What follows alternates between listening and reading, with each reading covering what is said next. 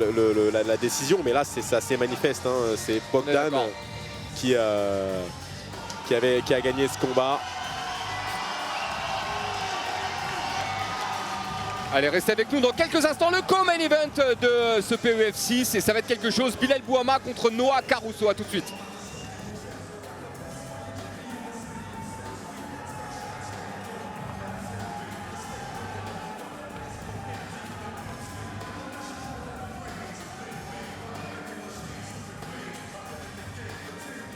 Merci DJ Shake.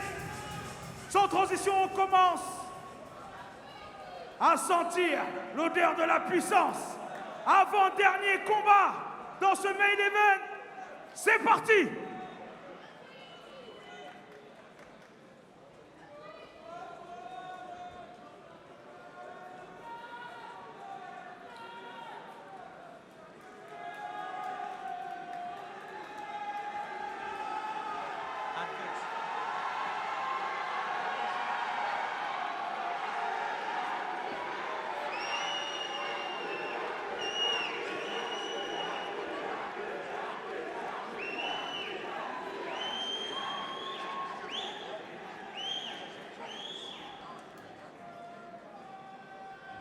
Ah, attendez qu'on appelle les combattants, vous aussi, là.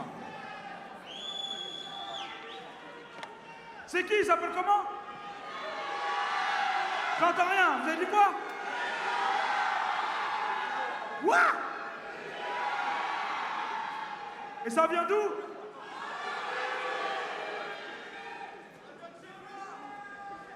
C'est 8. Ah, c'est bon, c'est 8, ça. DJ Shake, ambiance Bilal un peu là.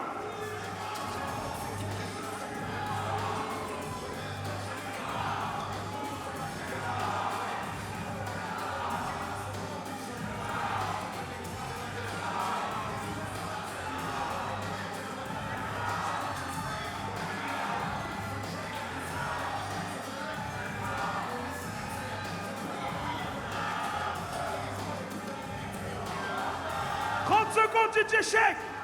Bon appétit à ceux qui graillent, les frérots. Avant-dernier combat. Et on est bon.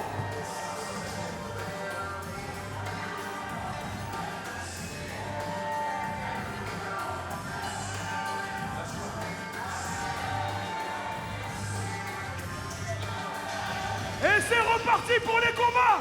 Allez, on est de retour avec vous pour ce PEF 6, le premier PEF Paris. On est au Clichy Hall ce soir et on est déjà au co-main event. Ladies and gentlemen, would you please welcome your first fighter into the cage? From Montpellier, Noah the Bully Caruso! Salut les gars, c'est Noah Caruso. Je compte en moins de 66 kg. Je suis de la team FMC à Palavas. Et ce soir, on va faire une bonne guerre.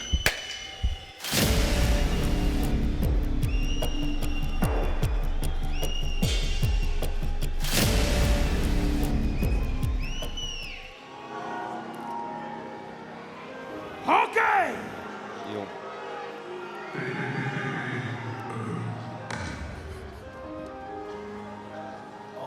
Allez, on y est pour le co-main event de la soirée. Et ça, c'est un combat qu'on attend avec impatience parce que ce sont deux combattants qu'on connaît déjà. Il s'avère qu'on les a commentés tous les deux lors de la précédente édition du PEF. C'était à Lille, on était présents sur place. Une édition où il y a eu beaucoup d'animation. C'est pas qu'on puisse dire. Et là, ce soir, c'est vraiment une très bonne ambiance. C'est magnifique. Très bonne ambiance, très beau show également. On salue encore une fois le travail de Soeb Bouafia, l'organisateur de ce PEF. C'est fort hein, ce que propose Soeb, très sincèrement. Ils sont qu'à la 6e édition en plus du PEF et c'est vraiment remarquable. Et rendez-vous compte, hein, une organisation exclusivement amateur qui est diffusée sur RMC Sport. Ouais. Ça prouve aussi le travail qu'il y a fait derrière, vous en rendez pas compte, mais il y a énormément de choses. D'ailleurs, on salue aussi toute l'équipe de Soeb, tous les gens qui l'aident au quotidien à faire évoluer cette organisation. Donc Noah Caruso est de retour, il s'était imposé, souviens-toi, lors du PEF 5 contre Alpha Hierro Mansare, qu'on retrouvera d'ailleurs juste après pour le main event. Il avait gagné par décision partagée. Noah Caruso représente ce soir la team FMC de Palavas-les-Flots, l'équipe de Clément Marcoux. Qu'on connaît bien. Hein. D'ailleurs, Clément Marcoux qui était présent déjà hier au KSW, ouais, hein, on l'a croisé. Geneviève. Et il me semble hein, que Noah s'entraînait également à la bonne école hein, de Montpellier. Donc c'est deux équipes qui sont quasiment collées. Et le voici Noah. Catégorie featherweight, moins de 66 kg. 11 victoires en carrière, 3 défaites pour l'instant sur le circuit amateur. Avec lui aussi hein, beaucoup de combats à la MMA League. And now would you please welcome his opponent Chaud, chaud, chaud, chaud, chaud, chaud, chaud. Bilal Boulama.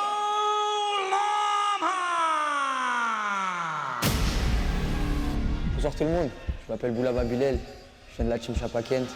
Ce soir c'est la guerre, on est à Paris, on est à la maison, j'arrive tout de suite là. C'est parti les gars.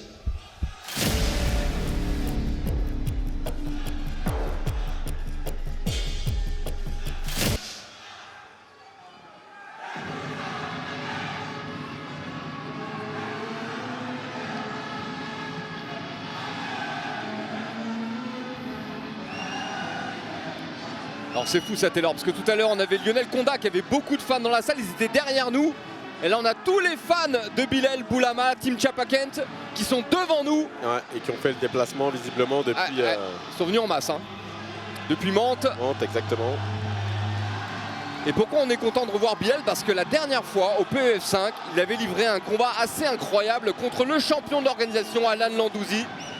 Je sais pas si tu te souviens, il avait une très bonne stratégie debout, un très bon striking. Je m'en souviens, moi je le découvrais sur cette édition du PEF et il n'avait pas démérité sur ce combat. Je l'avais vraiment trouvé assez impressionnant et c'est un vrai beau potentiel hein, ce Bilal Boulama.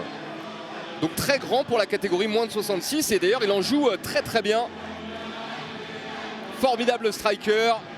Et puis lui aussi a une expérience similaire à celle de Noah puisqu'il a 11 victoires et 3 défaites également.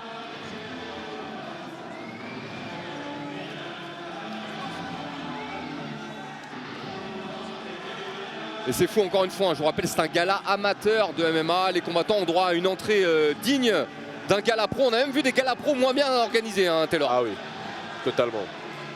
Et là c'est encore une fois, c'est-à-dire que la force de ces organisations amateurs, c'est qu'elles ont pris tout ce qui fonctionnait en pro et le refont chez eux. Donc du coup il y a juste à suivre finalement les modèles hein, des organisations pro qui existent déjà et qui fonctionnent déjà. Et encore une fois, ça donne lieu à ce genre de show.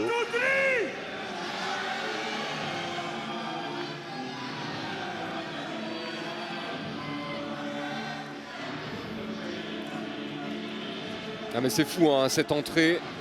Et ce soutien surtout du public et des fans. Je ne sais pas si vous l'entendez hein, de chez vous, hein, mais effectivement, c'est impressionnant. Cette entrée, cet engouement, c'est quelque chose. Et ça, j'imagine, Taylor, quand on est amateur, ça doit être une pression supplémentaire, non? Parce que combattre à la MMA League, c'est bien beau, vous pouvez devenir champion de France, mais il n'y a pas de public, c'est vraiment, ça fait compétition, quoi. Alors, là, ça fait gala. J'ai envie de te dire oui et j'ai envie de te dire non. Parce qu'en fait, cette génération de combattants, ils ont tout compris. C'est-à-dire qu'ils sont très forts sur les réseaux, ils sont tous très communicants. Ils sont dans le show, ils ont compris que c'était un sport, mais c'était également un sport-spectacle. Donc je ne suis pas sûr qu'ils soient vraiment gênés par la pression de l'événement et du show. Au contraire, je pense que ça les galvanise plus qu'autre chose.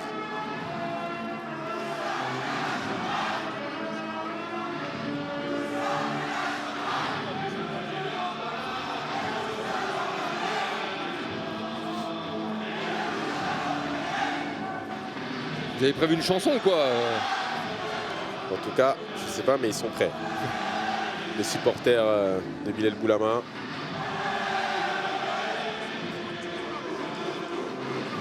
Et encore une fois, hein, avec Taylor, on a assisté à beaucoup de galas. Je peux vous dire qu'il y a beaucoup de galas où il n'y a pas autant d'ambiance, hein, des galas pro. Ouais.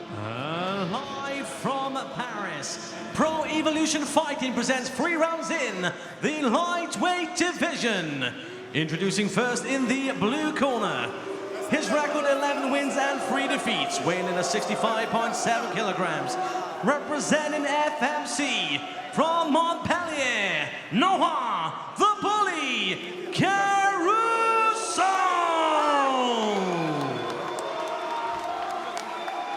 his opponent in the red corner with a record of 11 wins and 3 defeats, weighing in at 65.4 kilograms, representing Chapakent from Mantes-la-Jolie, Bilal Bolhamha.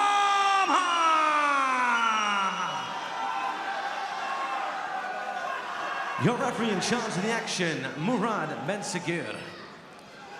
Allez, voilà pour la présentation. Noah Caruso contre Bilal Boulama. 3 rounds de 3 minutes, vous savez comment ça marche. Hein. Il y a 3 juges en bord de cage qui scorent les rounds, pas forcément comme nous, mais qui scorent les rounds malgré tout, les uns après les autres. Et donc ça va être très intéressant, hein, ce combat. De grosses écuries. Il me semble que c'est Oumar Sy dans le coin de Noah Caruso ce soir. C'est bien lui. Oumar qui était déjà en train de coacher un peu plus tôt dans la soirée un autre combattant de Clichy. Premier jab pour Bilal. Ah, donc on sait, le travail de Bilal, on l'a vu sur son dernier combat, c'est vraiment le striking à distance. Ouais, c'est vraiment son avantage. C'est ce qui avait gêné Alan Landouzi quand il s'était affronté. C'est bien cette entrée de Noah. Attention là, oh là là, c'est rentré ça pour Noah, il y a eu 2 crochets lourds. Ouais. C'est pour ça que c'est bien de travailler à distance pour Bilal. Parce que la mi-distance, c'est risqué. C'est-à-dire qu'il y a moins d'allonge du côté de Noah, mais par contre, ça part vite, ça part fort. Ah ouais. Et on cherche le finish directement.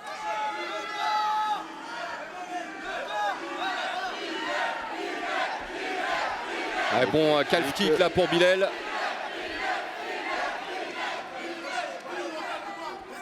Un début de combat très énergique. Ouh, le crochet large. Juste au-dessus de l'épaule.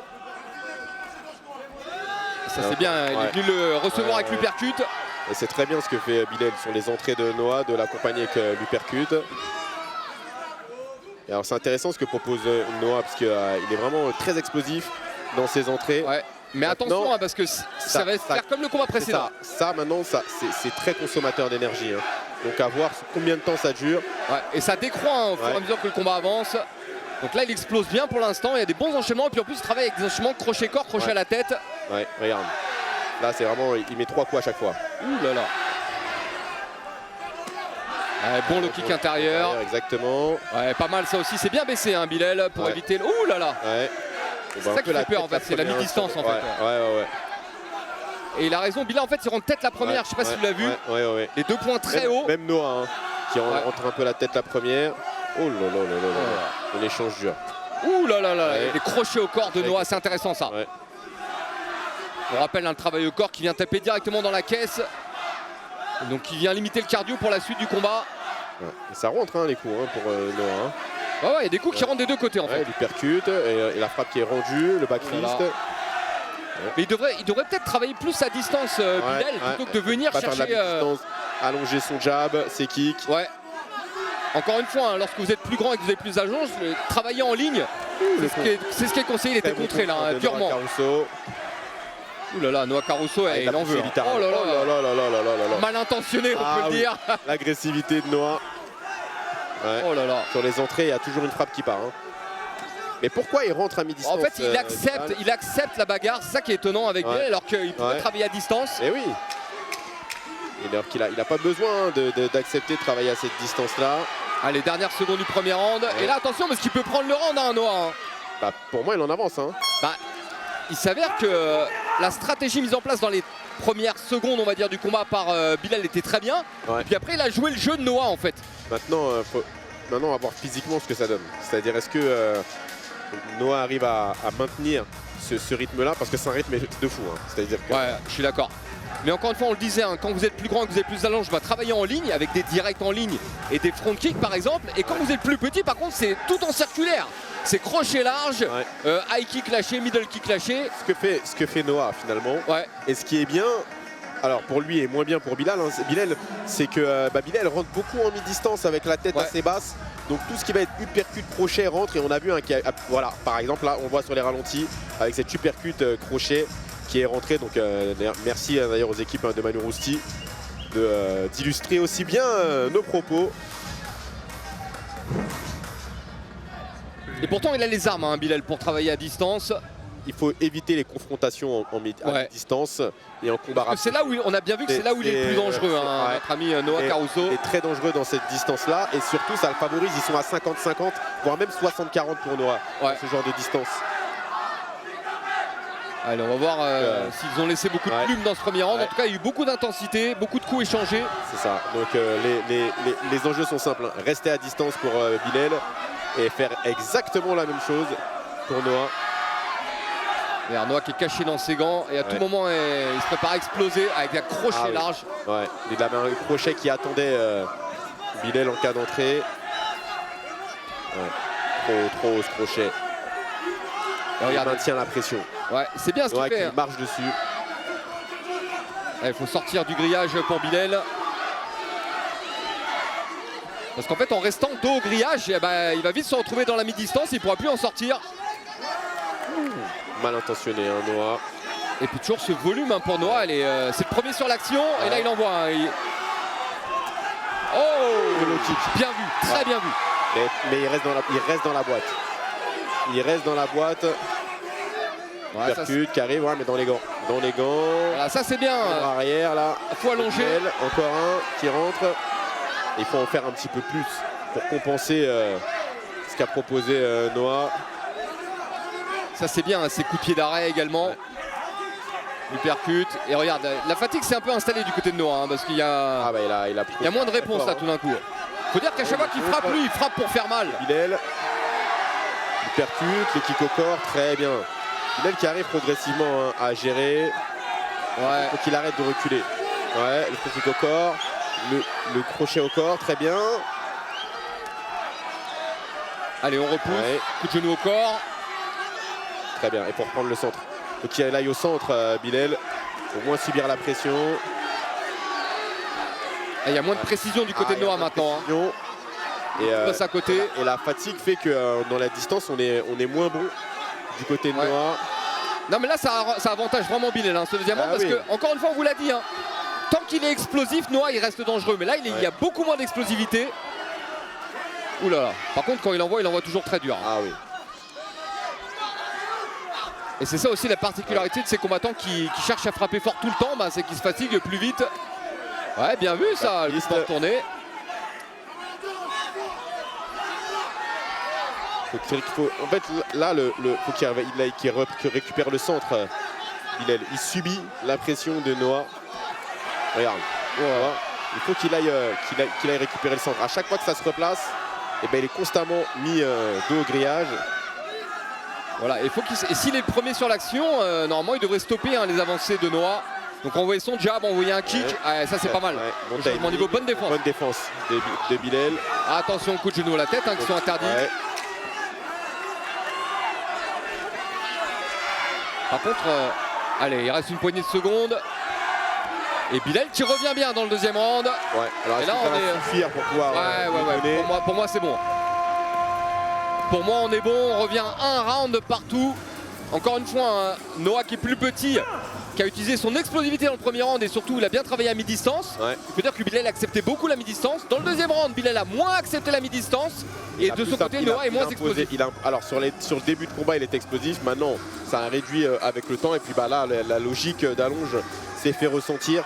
Malgré tout, je pense que pour Bilal qui doit rester au centre, ça va beaucoup l'aider. Il subira moins le combat, il aura moins à se déplacer. Et là, Noah il s'est planté au centre de la cage et il lui a fait faire tout le tour. Donc selon nous, on est revenu à un round partout. Premier round pour Noah, deuxième round pour Bilal. Et si Bilal, en fait il y a eu un momentum dans le combat, c'est-à-dire qu'il y en a un qui dominait au début et puis la tendance s'est inversée. Et avec l'état de fatigue qui s'est installé des deux côtés, il est possible que ça favorise Bilal. Maintenant attention à Noah. On va avoir le même scénario avec un Noah qui a récupéré pendant la minute et qui va... mais est-ce qu'il pourra tenir 3 rounds? C'est ça aussi le truc. Et puis aucun des deux n'a testé l'option sol aussi dans ce combat. Ça pourrait être une clé aussi. Noah a tenté mais il n'a pas réussi à mettre Bilal sur le dos. Très bien ce décalage. Il faut que Bilal arrive à garder le centre. C'est la frappe au corps de Noah. Très bien ce travail de kick au corps. C'est un vrai game changer ça dans la stratégie de Bilal. de maintenir avec ses kicks au corps. Bon crochet au corps. Ouais, coup au corps là de Noah. Oh, ouais, il cherche à remonter à la tête juste derrière. Ouais, la frappe corps-tête magnifique. Regarde, encore une fois. Ouais, il rentre un petit peu. Ouais, là il y en a un qui est passé. Et pour le moment, Noah il fait des dégâts. Hein. Ouais, mais c'est là où Bilal doit être malin. C'est-à-dire que lui, il doit continuer à te gérer à distance, l'empêcher justement de rentrer ces coups-là. Ouais, bon crochet au corps de l'autre côté maintenant pour Noah. Et ça, c'est intéressant pour Noah de passer par le corps pour arriver à la tête derrière. Il arrive dans ses combinaisons. Et la pression de Noah, c'est intéressant. Regarde. Ouais, il est en train de. Il accuse un peu le coup aussi, hein, Bilal. Ouais. Clairement. Regarde, il lui marche dessus. Hein. Et là, en termes d'attitude, hein, c'est Noah qui va de l'avant. Ouais, c'est Noah qui avance, c'est Noah qui fait le plus de dégâts. Les coups les plus forts sont pour Noah également. Alors, on sent que Bilal est fatigué aussi. Ouais, ça fatigue.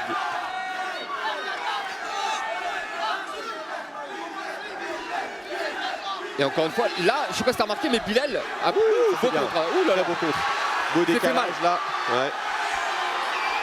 Allez, Noah qui va faire l'effort quand même de remonter, il va utiliser le grillage. Bilal qui va essayer de tirer avantage de cette bonne position. Faut qu'il essaie de verrouiller un bras ou de passer un crochet. Ah, mais il est debout. Il est debout. Ouais. Et il faut faire du dégât quand même parce que au final, ça va pas scorer énormément. Il est au sol. Faut prendre le dos. Voilà, un crochet qui est passé. Ah, ça c'est important. Ça c'est important pour lui. Ouais. Et encore une fois, à 53 secondes, il faut faire du dégât, hein, Bilal. Il faut frapper exactement. Il a réussi à dégager son point là. Ouais. Et il faut le maintenir là et frapper. Ouais, c'est ce qu'il faut faire. Il faut accélérer. Et voilà comment on récupère rapidement ce qu'on a perdu au début du round. Et garder, il faut le garder. Hein. C'est là la victoire de Bilal, elle en dépend là. Voilà. Et là, il faut qu'il continue, qu'il récupère le dos. Ouais, il reste 28 secondes là. Pour Noah, ça joue maintenant. S'il arrive à se relever, Noah, il a une chance encore. Mais il faut qu'il se relève absolument. Et là, Noah, faut qu'il se relève. Et Bilal, faut qu'il continue de frapper. Il faut frapper, il faut frapper. Il faut marquer les esprits. Ouais. Allez, il reste 10 secondes. 10 secondes encore à tenir, il faut envoyer tout ce qu'il a, Bilal. Ouais, 6 secondes. 6 secondes à tenir. Et Noah, pour Noah. Ouais, Noah n'aura pas l'énergie pour se relever et c'est terminé. Waouh. Ça s'est joué à rien. À voir. Parce que le deuxième round est très serré. Le troisième round, excuse-moi, le dernier round est très serré. T'es pas sûr que ça suffise. Hein. Il y a une moitié de round, on va dire, pour Noah. La première moitié du round est pour Noah, la deuxième moitié du round est pour Bilal.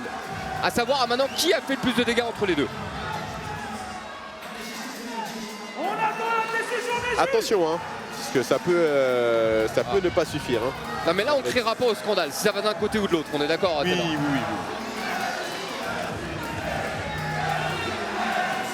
Maintenant j'ai tendance à penser que celui qui termine le plus fort le round devrait être normalement privilégié par celui qui a commencé le plus fort.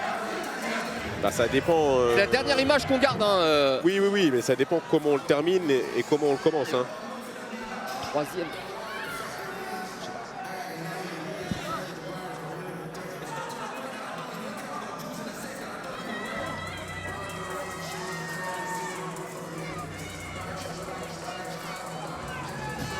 Alors c'est marrant parce que Eduardo, le coach de Bilal, qui nous demande notre avis également sur ce combat, lui-même est incertain.